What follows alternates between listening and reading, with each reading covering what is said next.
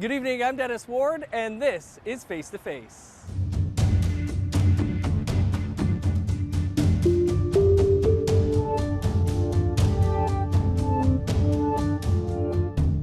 Our guest this week is journalist, author, and professor Duncan McCue. Duncan has spent more than 25 years on radio and television at the public broadcaster. He is the author of The Shoe Boy and Decolonizing Journalism, a guide to reporting in Indigenous communities. Duncan recently became a full-time professor at Carlton University's School of Journalism. Duncan, thanks so much for being with us here on the show. It's good to be here. This is the first time that I've been in this famous studio that I've been watching on TV for so many years. First time we've ever done the show here in Ottawa in this studio as well, so good way to kick off the 10th season of the show. Lots to talk about with you. It's a busy time for yourself as well, as you've joined Carleton University. Maybe a little on why you took the leap, I guess, from being a journalist, practicing journalism, to teaching journalism. Well, I've taught journalism for a long time, 15 years, but it was always off the side of my desk. I mean, I was a full-time journalist. I taught at UBC. I was a journalist in residence at TMU. Always loved teaching. Working with students is just so invigorating, and you realize after a few years in the business, you know a little something, and it's nice to pass it along to the students. So I've always loved teaching, but I love journalism more, and I love storytelling. Carleton University came along, though, a couple of years ago. They invited me to be a practitioner in residence, and Alan Thompson said to me that he really wanted to start to improve the numbers of Indigenous students at journalism schools. We know right across all the journalism schools in Canada, the Indigenous student enrollment is really low and has stayed really low as long as I've been teaching. And Alan said, I want to start connecting with more Indigenous students, and I'm interested in starting a remote program that will reach students in remote communities. And I've been talking about that for several years now, about the need not to require our Indigenous students to come to the cities where all the universities and journalism schools are based, but that we can offer journalism training to them in Attawapiskat or Wikwemikong or Six Nations, whatever community they may be based in. We can offer journalism training to them and start to bring more storytellers into the business that way.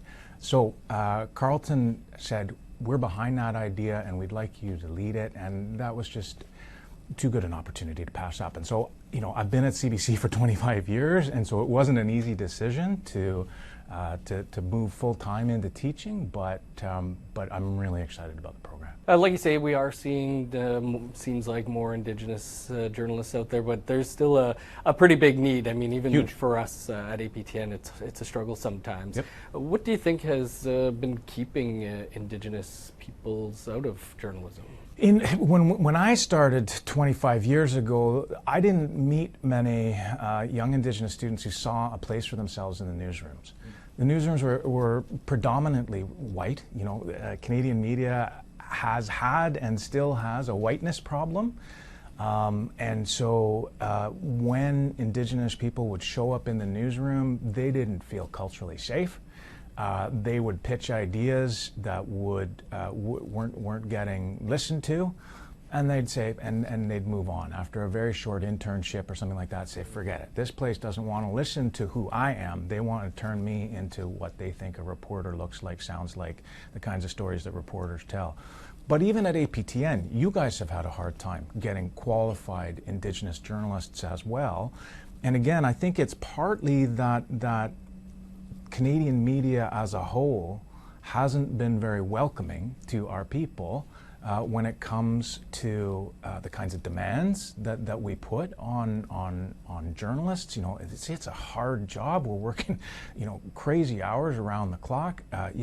In terms of your education, your writing skills in particular need to be tip top if you're gonna make it in the news business. And so we haven't done a great job of bridging the gaps that some of our people find when they come to a newsroom.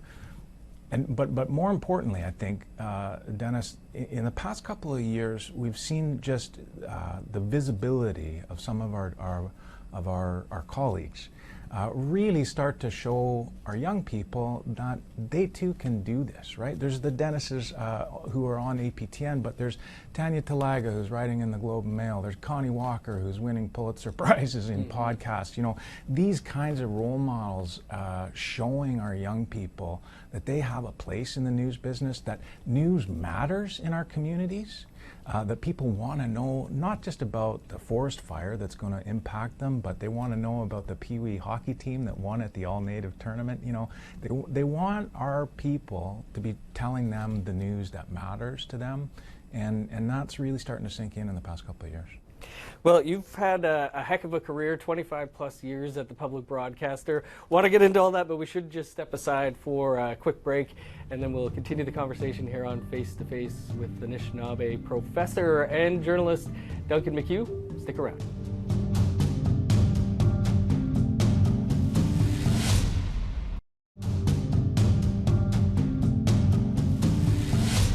Welcome back to Face to Face. Our guest this week is Duncan McCue, an Anishinaabe author, journalist, and professor.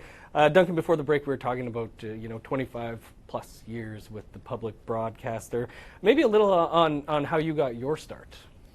Started for me at university. I showed up the first week at the University of King's College in Halifax. And they have all during Frost Week. They have all the clubs that have their tables set up and say, come do jiu-jitsu or the Dungeons and Dragons Club or whatever it is.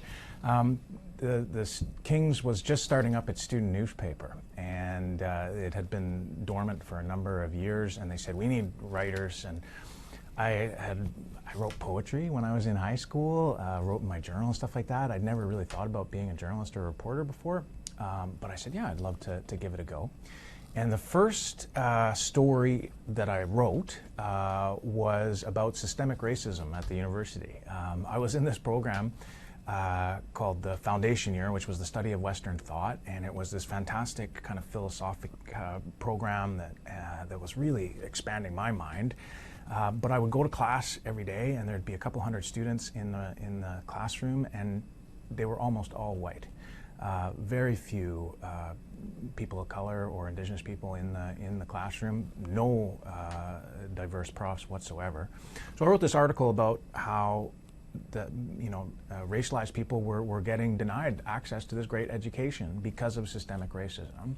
The editors put a headline on the article that said "Kings whitewash," and I was like, "Ooh, okay, that's a little heavy." But I showed up the day after the paper was published, and students were sitting around everywhere on the campus reading this article and debating it and talking about it. And I was like, wow. And then a group of students approached me and said, we want to put together a petition. And so we're sitting outside the dining hall, and there's hundreds of people signing this petition saying that the university is systemic racism is happening. And then I end up sitting in the office of the president with this petition. And so I got the bug, right? I mean, I realized that there was power in the written word and in journalism in particular, and so I spent more time at the student newspaper than I did in my classes during my 3 years at King's, and that's where it all started. So, the late 90s, were there many Indigenous journalists at the public broadcaster or anywhere? No, that was exactly the reason why I ended up going into journalism. I was seriously considering law, but there were a whole bunch of our people who were going into education, social work, and law. Those fields that had shaped and dominated Indigenous lives in this country. So there were lots of Indigenous lawyers, even in my cohort at UBC. But I was doing some work with CBC. Carla Robinson at that time was working on a show, and she was like, Duncan, you got to become a journalist. Like, there just aren't enough of us in the field. And I figured, you know what, maybe she's right. And fortunately, I got an opportunity to work at the 6 o'clock news at CBC Vancouver. It was trial by fire because I didn't go to journalism school. And but the folks there were super understanding of the steep learning curve that I was on, and I really I was the only Indigenous journalist in TV news maybe in BC at that point. But to me, it was just it was really special to be able to start sharing the stories of our people on the airwaves, both in BC, but then as my stories started getting picked up by the National right across the country. You mentioned Carla there, and for the last generation, I think a lot of people, younger people, have looked up to you, people like yourself and Connie. But did you have many role models back then? I didn't, because there were certainly Indigenous journalists who were working in the field whose shoulders you and I stand on for sure. Whether it was Jim Compton in Manitoba, I know that's a very familiar face to viewers in Winnipeg. Or Bernelda Wheeler, who was on the CBC radio airwaves in the 70s and 80s, but there weren't that many of them who were working in a national context. So I can't say that I can point to one Indigenous journalist. I only learned about them once I became established in the field myself and realized that there were other Indigenous journalists before us who were blazing the trail that got us there. But I can't point. I was looking to, if I had a role model, I'd have to say it would have been Eve Savory, who was a remarkable environmental and science reporter for the National at CBC, who was just doing incredible work in many years before people were talking about climate change, and I was like, I want to be a documentary maker. I want to be on the National just like Eve. How would you describe the coverage of Indigenous issues when you first got started? Back then? Oh, it was non-existent. I mean, that was part of the problem. That was what was driving Carla and myself and others to try to get into the media. Our stories just didn't happen. I mean, the only time that the newsrooms would show up, it was very much shaped by Oka in particular, right? When we went to the blockades, when we went to the front lines, then the news cameras would show up. So there was this kind of conflict-oriented coverage.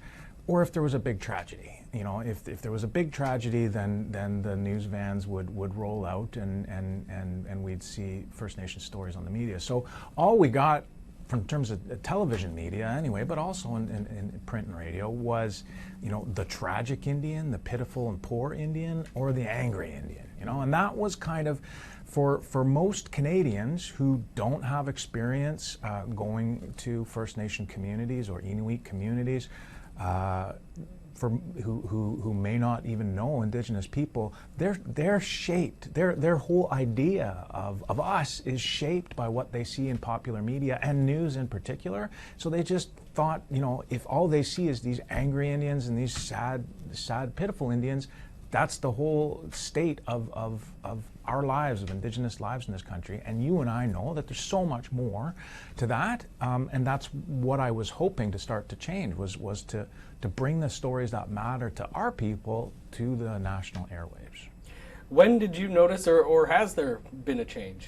There's been a huge change. There has been a huge change. I mean, there's still, we were talking about bringing more Indigenous journalists. We're still underrepresented, right? CBC and APTN employ the vast majority of Indigenous journalists in this country. 8 out of 10 newsrooms don't have Indigenous journalists, so that absolutely needs to change. We know that our stories, statistically are underrepresented in this country in terms of coverage. But having said that, over the past couple of years, I'm really excited to see that particularly after the Truth and Reconciliation Commission came out and said, hey, Indigenous, Canadian media, you got yourself a reconciliation problem yourself.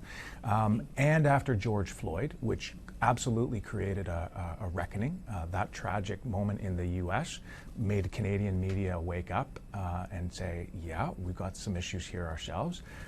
I'm starting to see newsrooms pay more attention to pitches about Indigenous topics. I'm starting to see better efforts at hiring, whether it's offering fellowships or internships or training programs for Indigenous journalists. it doesn't. We got a long way to go. I mean, there's no doubt about that. But I think we most Indigenous journalists I talk to agree that the past couple of years we've seen some really encouraging steps in the Canadian media to try to make some change. Good stuff. Duncan, more to talk about here. We're just going to step aside for one more quick break, and then we'll continue the conversation here on Face to Face with Duncan McCue. Stick around.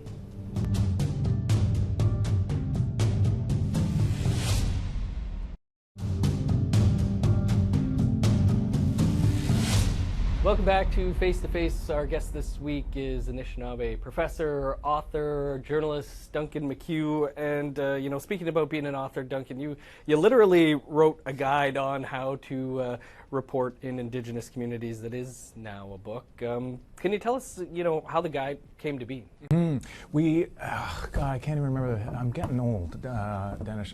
But it was 2008, 2007, CBC had yet again another meeting to try to talk about how to improve Indigenous coverage, and there were lots of big suits and the few Indigenous journalists that were working at CBC at the time. And I realized at that meeting that one of the issues was that a lot of our non-Indigenous colleagues were feeling nervous, unprepared, and didn't like covering Indigenous issues. And so what we talked about was the need for some sort of resource or toolkit for our journalists who may not have had experience covering Indigenous issues to help them out. I went on a fellowship at Stanford University in California for a year, and that was my project. I was like, I'm going to write this guide that will help some of my colleagues at CBC and hopefully other journalists elsewhere. Because I was in the Silicon Valley in California, they were like, you got to do it as a website. So I put out a website called Reporting in Indigenous Communities. And it was just, a guide that, based on my experience as a journalist at that point, about 15 years, and based on the experiences of others, to give some helping hints for working journalists on how they could improve their coverage when they come to our communities. Things like recognizing what Indian time is, things like reciprocity, giving back, to not just come in and take all the time, but to actually try to give back. So the website went over very well, but I found that the biggest uptake was journalism professors and journalism students. Every year at the end of term, I'd get this flood of emails from journalism students who were using the guide as a resource. Mm-hmm. So I decided to put it out as a textbook, and last year Oxford University Press said, yeah, we're in, and it came out. It's called Decolonizing Journalism, and I'm happy to hear that it's being used in journalism classrooms all over the place.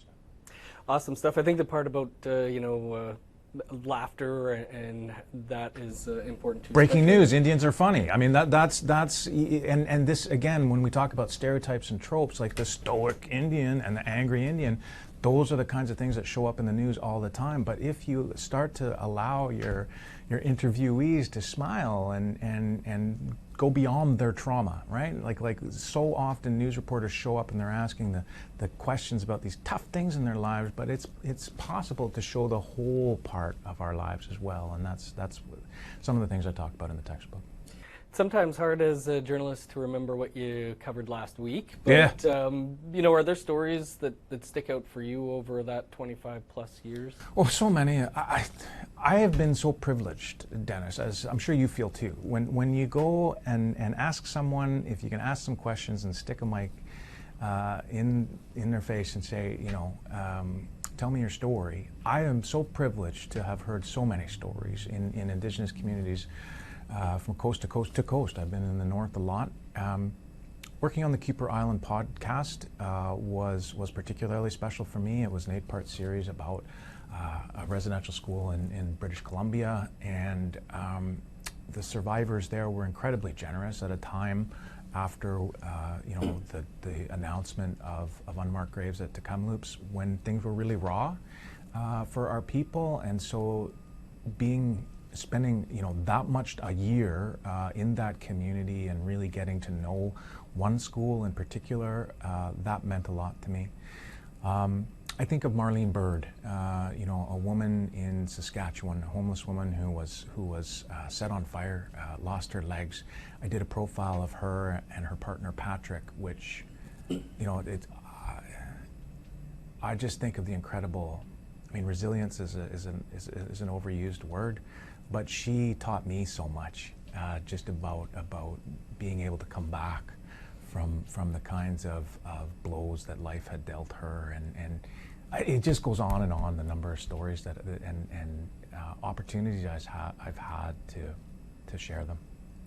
Loved your podcast. I don't really listen to podcasts much other than face-to-face and wrestling podcasts and music podcasts, but that one I was waiting for every episode.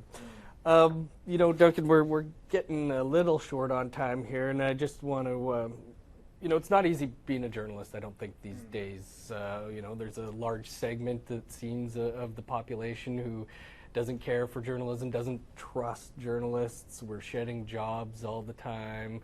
We're no longer on some social media. Even as you're heading into this, career of teaching the next generation, what's your advice to those, seeing all these things happening in the media landscape? So my big worry is how journalists are going to get paid. And I think we all worry about that now. And you talked about the shedding of jobs. The way that Google and Facebook have really taken over the business model, it makes me concerned about how the next generation of journalists is going to make a fair wage for doing the hard work that we do. But people everywhere are always going to need news. They always want news, and that's not going to change. And I do think that it's a super exciting time to be an Indigenous journalist in particular, because for so long in this industry there were gatekeepers who were city-based and who were white and who were often male, and they have defined what is newsworthy. They've defined what's on the front page of the newspaper and what leads the newscast.